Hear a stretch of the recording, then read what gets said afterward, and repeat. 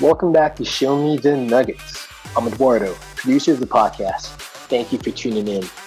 In this interview, Joe sits down with Digital Triggers Mastermind member Justin Bellware.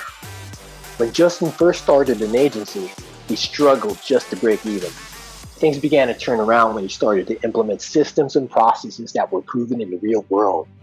Today's interview, we'll be highlighting the key takeaways in Justin's road to success. This is part one.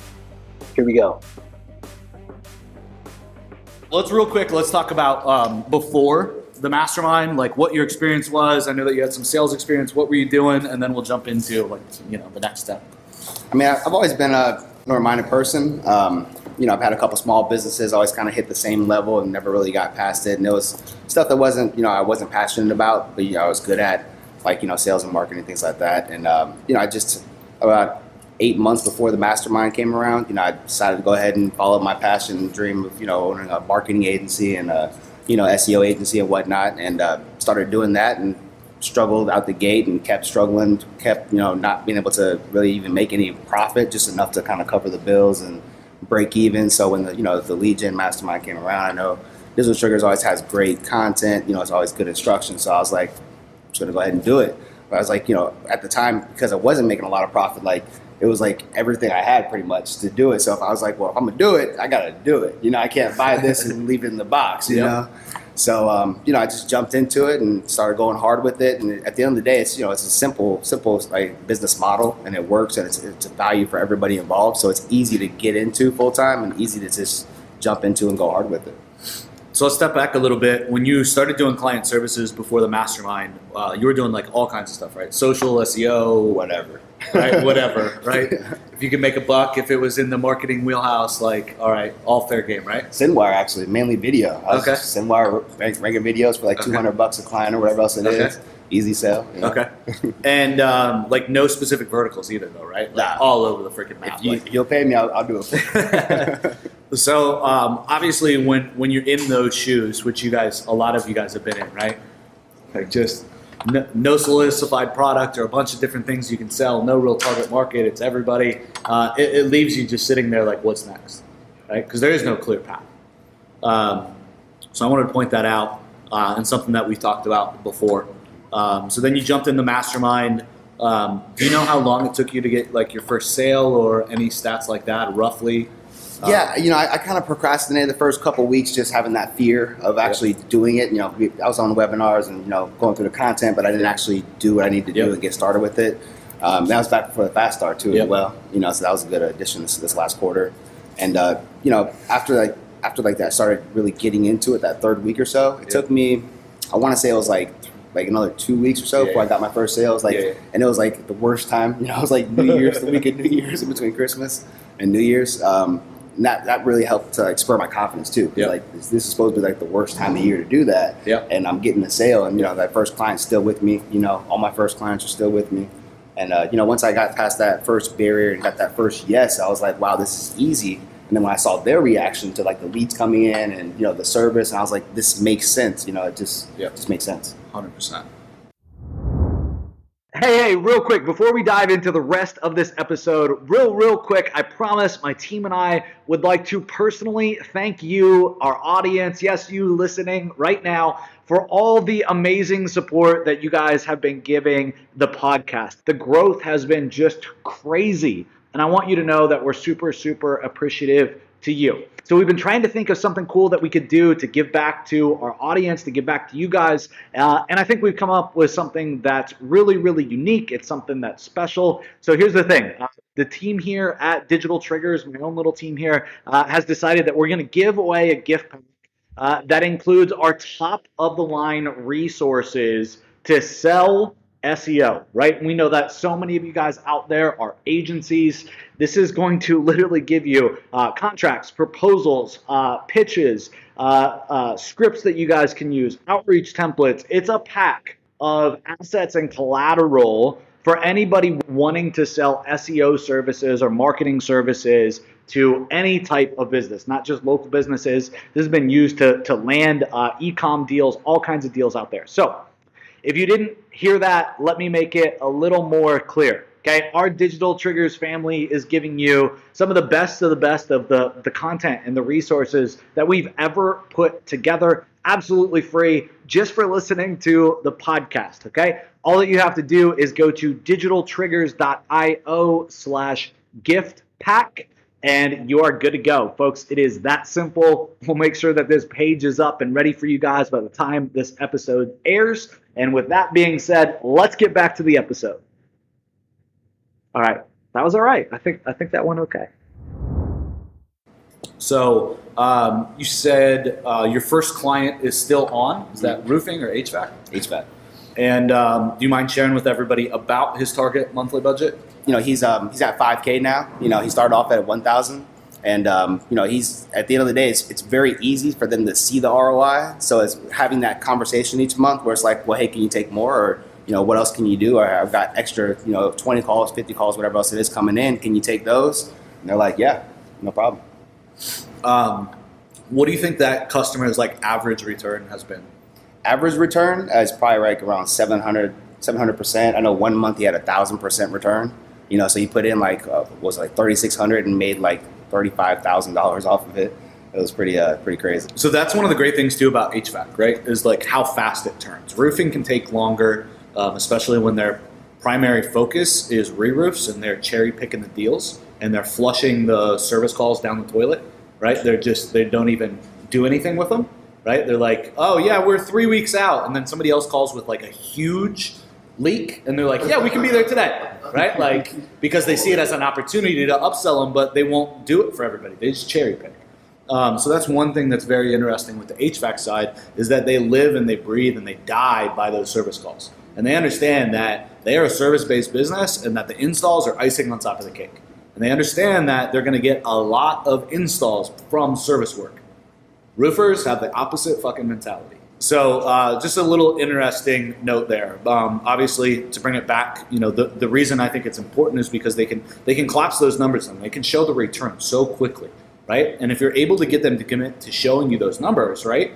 It's like, all right, well, your return's awesome. Let's bump it up. Okay, your return's awesome. Let's bump it up. Your return's still freaking awesome. Let's bump it up, right? So it seems like, correct me if I'm wrong, and I could be very well wrong, but it seems like about every other month the client was upping, right? Yeah. It was like, let me staff up a little bit. I need to make sure I can handle this. And then, okay, we bump up, and then, okay, a month, and then, get used to that, and then, okay, we bump up the next month. Is that right? Yeah. Okay. And I just go by tiers, break it up, instead of trying to, go for hey, look, let's go $10,000 a month. It's like, hey, look, let's go ahead and send you an extra 20 calls this time. And, yeah. Okay, sure, no problem. Just walk them up.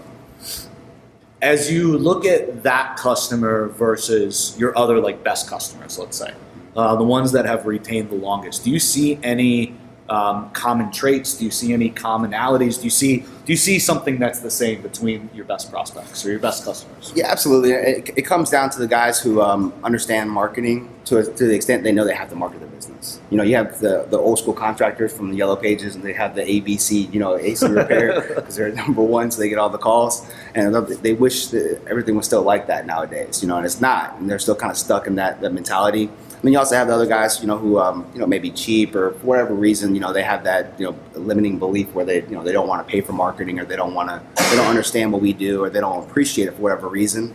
So the best clients that I've had are the ones that understand they have to market, understand they have to spend money to make money.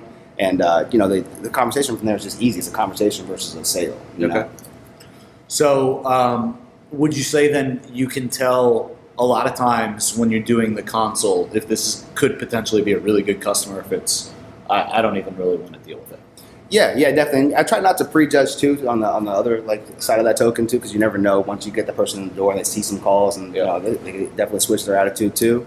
But you can definitely tell the problem ones, the ones who are gonna already starting to cherry pick calls before they even get a call, are the ones that have an objective or a bunch of negatives right away, and each time you address it, they still kind of come back to it. Yep. It doesn't mean it's going to be a bad client, but that's somebody you're going to have to work more with. Okay. I think one of the things that you said was really good that I think is worth repeating is, right, on your monthly meetings, right? Can we send you 20 more calls instead of, will you commit to this budget, or right, just slipping it in, right, every single month. Will you take 10 more? Right? all right, this month was great. It looks like we have some more. Can we send you 20 more?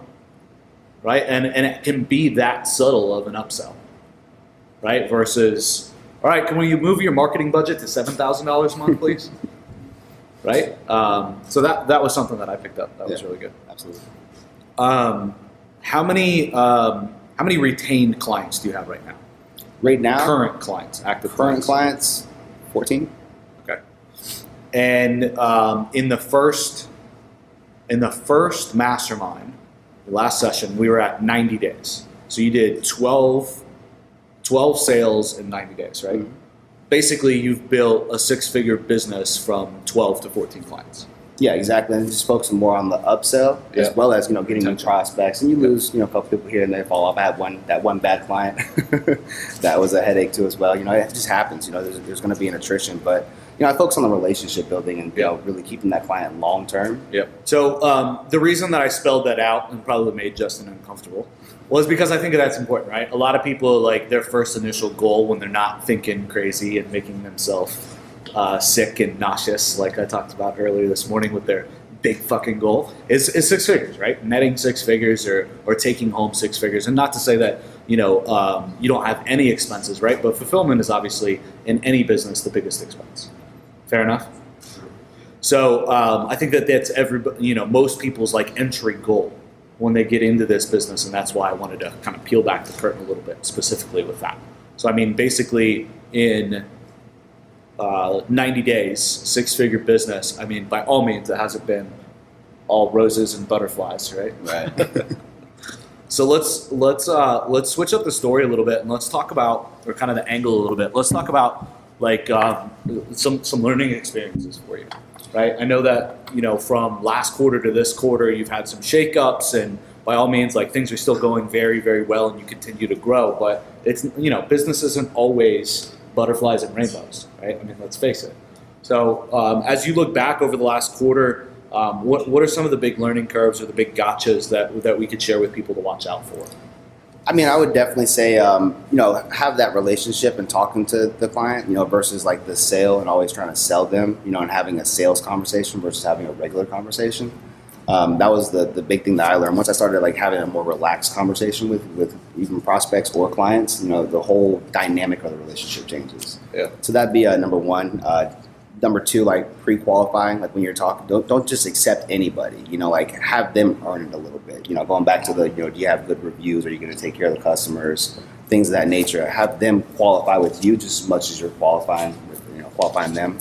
And, I mean, that would probably be like the biggest, change that I had to realize. The biggest paradigm shift was that, not trying to sell everybody. Nobody wants to be sold, but everybody wants to buy. Yep. So having that conversation, building that relationship, to where they, it's a regular conversation. Definitely. Any tips on retention? Obviously, you brought up having, monthly reviews with the customers, talking them through it, having a real conversation, talking about their ROI. Obviously, those are all kind of things that you already brought up. But anything else in terms of retention and really building that relationship? I mean, staying on top of things. If you see something that pops up, like if they get a bad call or a crazy call, like, let them know that you saw that. Hey, look, I saw that happen. Don't worry, that's not going to count, obviously. Yep. And if that happens in the future, ABC, XYZ. Yep. Forecasting or precasting like any problems that might come up in the future. Yep. Maybe like their business model, their specific area has a certain thing that's happening. Showing that authority. That you're on top of things. It's little things here and there like that. Yep. The other thing to note is that I think in talking with you, like, all these businesses are human too, right? Like, real shit happens in their lives. Yeah. And they're not all huge businesses. Is it okay if I talk a little bit about the conversation we had yesterday? Yeah, go ahead. So one of Justin's best customers has been with us for a really long time. First sale, second sale, something like that. Spending a good amount of money with us every month.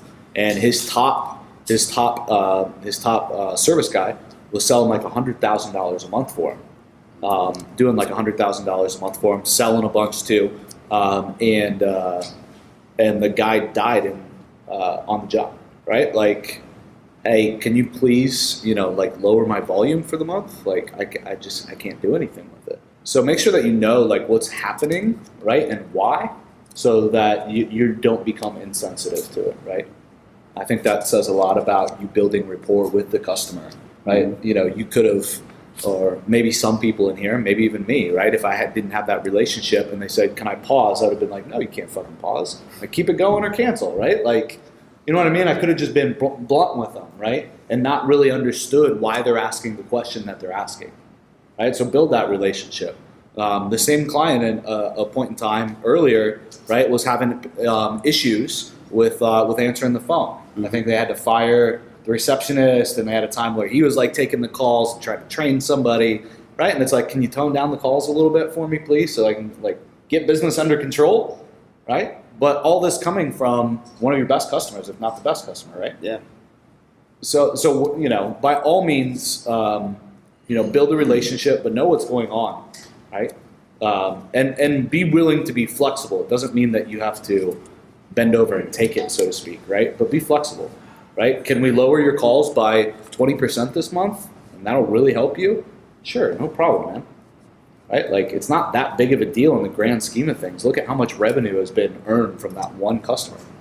Right? How much has went directly into your pocket to feed you and your family and do what you have to do. You know what I mean? Like, and like with that guy, that's not an easy conversation to have, because he was like his top guy who had been there for a while. He's selling over 100,000 per month, and then at the same time, the receptionist, she was 7 months pregnant and couldn't take the calls anymore, so she had to go. So he's hired a new receptionist. He's taking the calls for the first time. I've heard him actually answering the phones. He's still going in the field and actually doing the installs and doing the work himself because he had to let go of another tech because for whatever reason. So he's like, as I'm talking to him, I can hear it in his voice, like, he's a strong guy, he's like a Christian guy in the church and whatnot, but at the same time, like, I can hear it where he's almost at like a breaking point, so I'm talking to him, I'm like, well, hey, what do you need me to do to help you out? I'm like, you want me to put some ads on Craigslist so you can get some more texts in? He's like, that would help out a lot. And he's like, put out like 10 ads, I'll give you the $350 at the end of the month. I'm like, don't even worry about it, man. Like, let's get your business back on track, Little things like that. I think that he appreciates that. Clients appreciate that because it does bring in a little bit more of a personal, aspect to it too as well. And it shows that you care. It's not just about the money. At the same time, I'm still going to bill you for what we already sent you. So for that month, I'm still going to bill you for that same amount. And he's like, I understand that. And that's cool. So it's a trade-off for the business and personal there. But having that personal aspect of building that relationship is going to keep that guy on for a long time. As you look back over the last, it's crazy to think about, 7 months, 8 months that we've known each other. That's great. Any other big learning curves or like times that you've gotten distracted and why you got distracted, or any other things that we can share with everybody? My goal is to give everybody a different perspective, right? And we all have our unique perspective and where we've been in the business and how far we've gotten. And that's the goal, right? To share the takeaways. So any other big things that you can think of? Yeah, like always stay prospecting. Always stay prospecting. I don't care, like if you feel like you're at your limit, you can't really handle what you're doing, always stay prospecting. Always keep, your email stack or your calls, whatever it is you're doing to get your prospecting.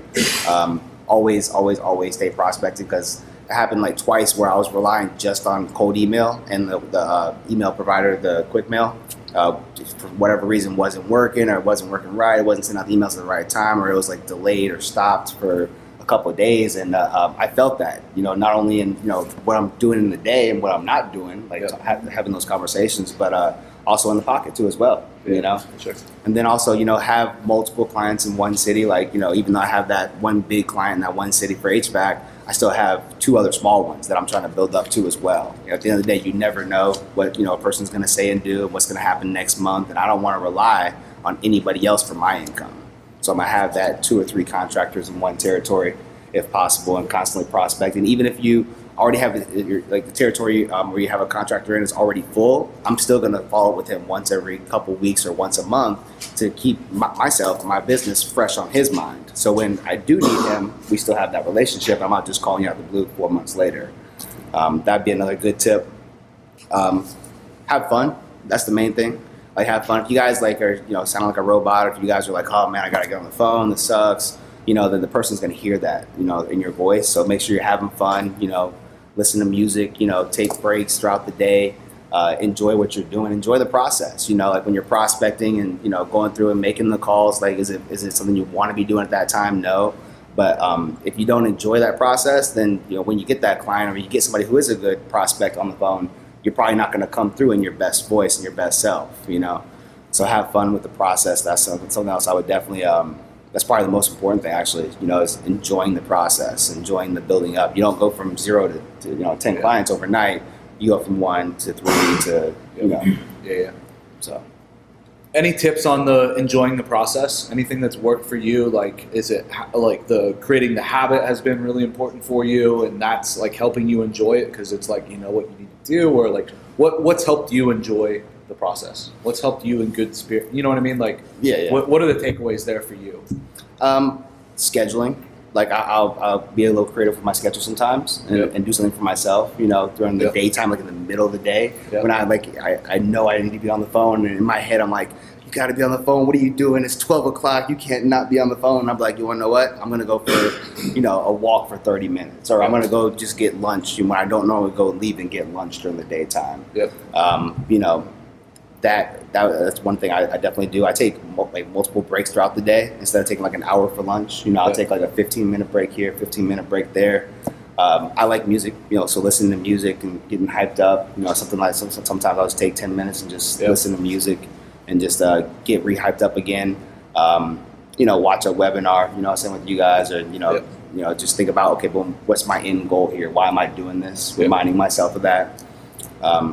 Then, take some time for yourself, spend a little bit of money on yourself sometimes. I'm the type of guy where I don't spend money on myself. I don't really do stuff like that, So little things here and there where I'll spend a couple extra bucks and, get out my comfort zone with that.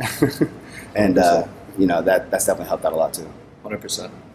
Yeah, I can say that middle of the day, if you don't have consults, you're not getting anybody on the phone unless you're calling West Coast. I mean, take lunch, but do something different. Right? Go for a walk on the beach. Go do something. Go for a run. Go exercise. You like playing a sport? Go play the sport. I have a really, really bad back, and what helps me is a couple of things. I get a chiropractor adjustment every week. I get a massage every week. There's something called cryotherapy where they literally like freeze you. I do cryotherapy now. I have a friend that does where you like in a dark water tank. What's that called? It keeps it fresh. It keeps it interesting, right? Like, oh man, that looks cool. Like the cryotherapy thing, when I saw it, I'm like, they're gonna freeze me? Like all week, really. I'm like, dude, I want to go do that, right? But it's like busting it, and I keep holding it away from myself so that I keep pushing to make it happen. Then finally, I'm like, all right, it's Thursday. I'm gonna go do it, right? And I did it in the middle of the day when there was nothing going on anyways. I mean, could I have been working? Yes, but would it have been the best use of my time? Either. Thanks for tuning in and show me the nuggets. If you've been enjoying the podcast and find our content helpful, please visit our Apple Podcast page, hit the subscribe button, and leave us a review. Joe and the whole team have been working hard to bring more value to the show. Your feedback will go a long way in helping us make the show better and reach a wider audience.